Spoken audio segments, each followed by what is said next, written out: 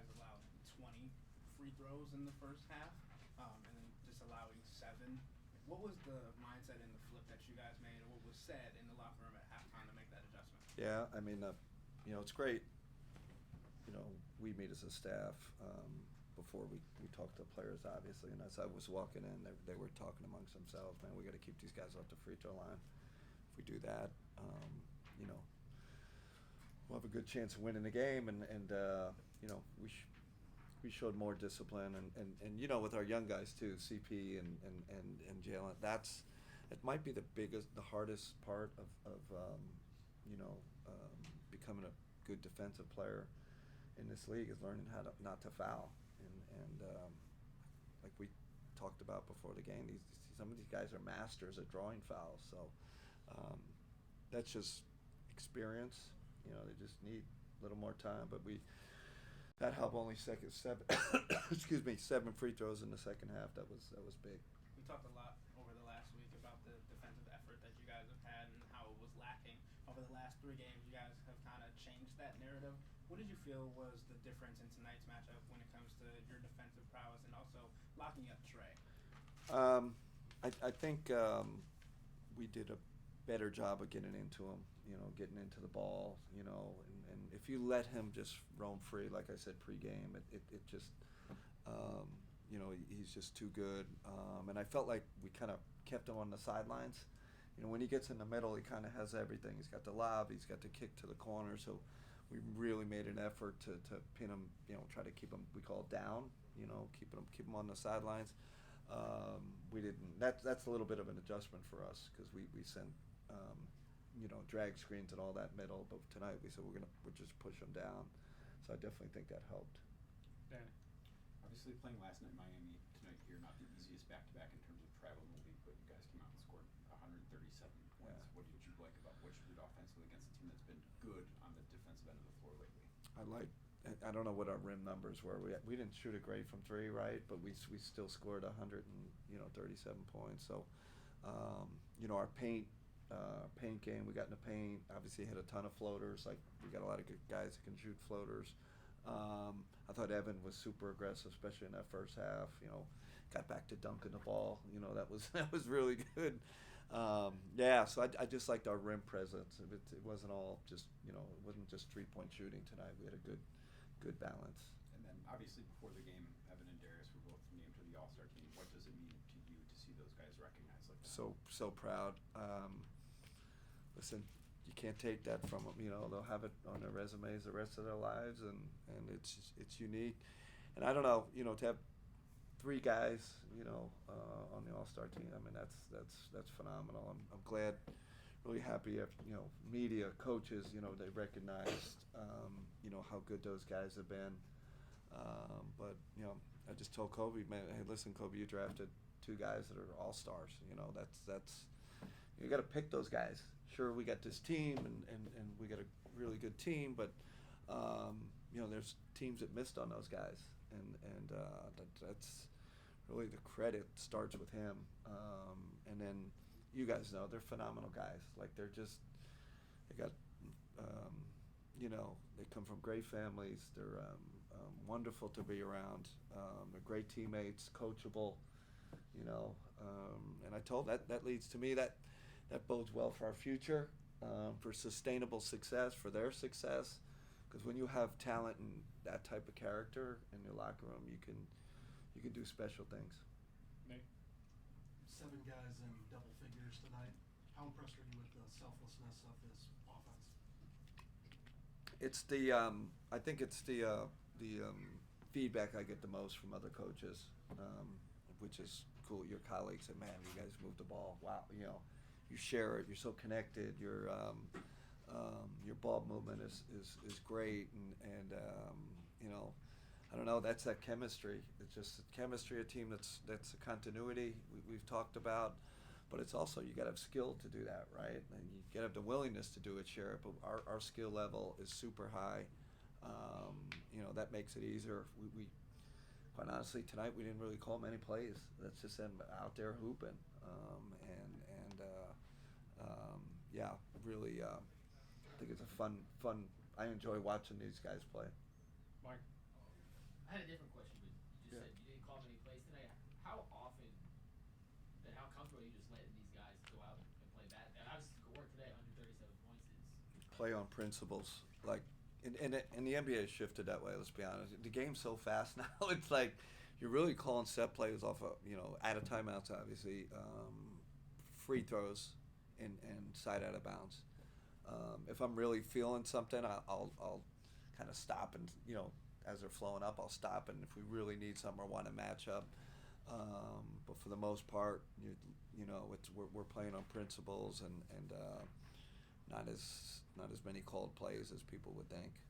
And I know we've asked this before, but at this point, does anything Ty do surprise you? Another 20 points in tonight. I just told him, I said, Ty, it'd be nice if you let our all-star power forward bring the ball up sometimes, I said, I know you're playing great, but come on, he's great, but, it's great, listen, Donovan empowers him, Evan empowers, I obviously empower him when the guy's playing, when he's in a zone like this. I don't know what he's shooting on floaters this year. It's like insane, both foot floaters, both hands, and then shooting the heck out of the three ball. Like I said, this really bodes well for us because it looks like this is real. This is going to be extended.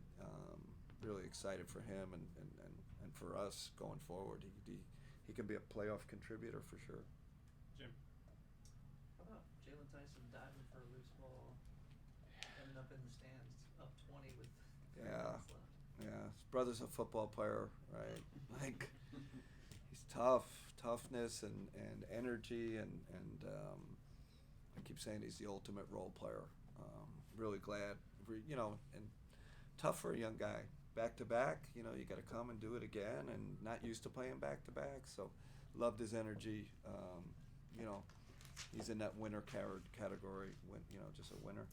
And then to your point about what you said about Ty, how long of a stretch do you need to see from any guy to decide what's real and what might just be a blip? I mean, they say 20 games, but for someone like Ty, who's been kind of borderline NBA player, and it's longer. I think you say take the all stars fair, but I think we're ready to confirm.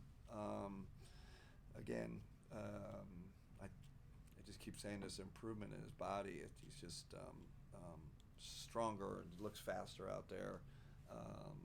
So if you can compete physically like that, his skills are off the charts. Passing's off the charts. So. And he's bigger than people think. He can get in the lane and get contact and make plays. Ryan. When a guy like Ty can score in spurts like that off the bench and be that aggressive, what does that do for you and the rotation? I know it makes my job harder, believe it or not. Like I said, I think when this season started, I did not pencil him into the rotation. I should probably tell him that before I should say it to you guys, but too late now. But really, it's like probably going to be, 12th man, and he was out all year, and my obviously Golden State, I had the experience, but he plays sporadic, kind of in that role, a little more than the 2A, but like, and this is just completely uninspected. So it throws your rotation. Now you're like, okay, man, it throws other guys' minutes off, but that's great. That's what competition's about. That's what building a team's about, and his teammates be like the first ones to say he deserves it, deserves to play the minutes he's playing, deserves to take the shots he's taken. So, but definitely jumbles the rotation up a little with his stellar play. Evan Mobley took the ball, ran like 90-some feet. Yeah. We threw a couple guys in the finish. When you watch him do that, what goes through your mind? Magic Johnson. I mean, and not. Please don't, because when he shows flashes like that, I'm like, man, that's he's scratching the surface. And then you see some young player, right? He tries to go ISO against Larry Nance and can't get by him because he's still got to improve his strength. He's still got to improve his patience in ISO situations. But when even the one he turned over in the second, we went behind the back and it's like, holy, he's got that too. His handle is way better than I thought, and his open court ability is. Again, I'm excited what the future is going to bring for him, because when he makes plays like that, you're like, holy, he's got a lot more in there. Bob, were you disappointed Jarrett didn't make it? Yes. Did you think that was possible? Yes, just because of our record. You know, it's on that Hawks team. Did we have 4 guys or 5 make it? We had 5. 4? Was it 4? It was 4. 4. So I thought that was, especially with our historic start, right? The 50 is like, man, people are gonna, you know, I thought it was could turn that way, you know. So, little, you know, disappointed in that. Daryl. I remember asking about Donovan and Darius and getting the best out of both of those guys. Yeah. You know, tonight 50 and 13 assists. Just what's it like watching those two when they're on the floor together and they're just really going off? Well, first of all, that, you know, it's their chemistry, right? I did feel like watching film last year on them. They were both kind of would always be coming back begging for the ball. Now I feel like they've found that balance. Like, hey, you're bringing it up this time. You know, no, you're bringing it up. There's no like, we're both coming to the ball. You know, okay, you got the ball. I'm getting to my space. I'm getting to my spot. So that's you know, that's super important. And then, like I said, their skill level. 2 of the best shooters in the league. Not only catch and shoot, off the dribble, incredible creation ability. Both can pass phenomenally. I don't know like what backcourt has that combination. I'd have to go through the league, right? Like if you take you know 2 guard and point guard, and you know that's like I can't imagine a better duo in the league. You know, one, you know, you're talking point guard and 2 guard. They're just really, really special and unique.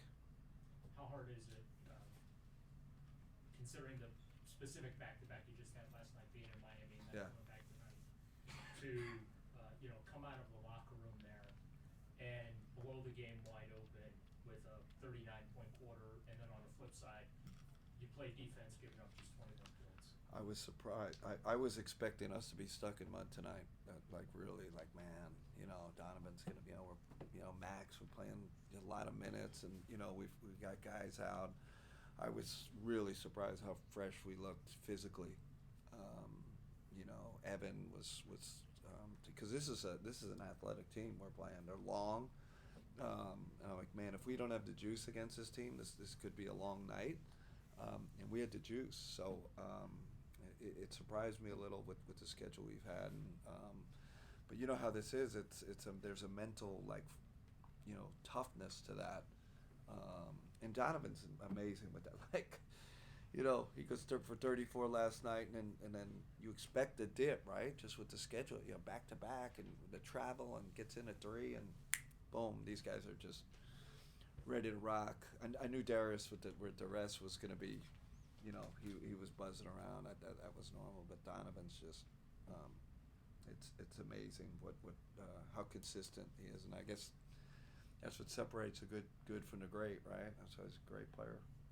Last one, Spence.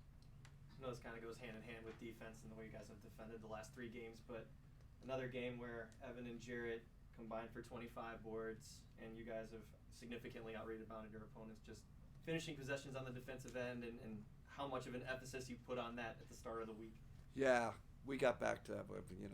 We hit them with the stats, and you guys hit me with the stats. How often teams are getting to our rim? Yeah, it's like, come on, guys. You guys are the best rim protectors. Like I said, first of all, keep them from the rim. That's first priority. But when they get there, we've got to do a better job. And there was some stuff scheme-wise we did. We've been switching a little less lately because no Dean Wade and no Isaac, so it's a little tougher to switch. So you can keep those guys we call coverage, keeps them closer to the rim. So I think that's helped too. But yeah, we got to keep keep protecting that paint, protecting the rim. That's what makes them elite, both of them.